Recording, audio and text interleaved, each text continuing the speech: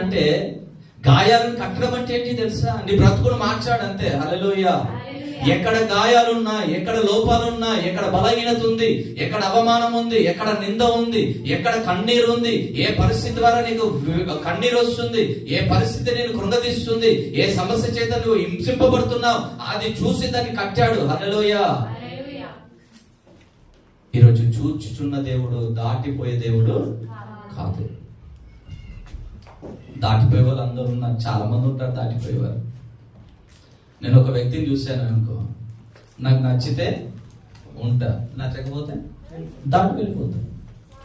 కానీ నువ్వు నచ్చినా నచ్చకపోయినా, హల్లెలూయా, నువ్వు పేదదానివైనా ధనికురాలివైనా, నీకు అందమున్నా అందము లేకపోయినా, నువ్వు ఎలాంటి స్థితిలో ఉన్నా ఆయనను గనుక నువ్వు విశ్వసిస్తే ఆయన నిన్ను చూసి దాటి, హల్లెలూయా.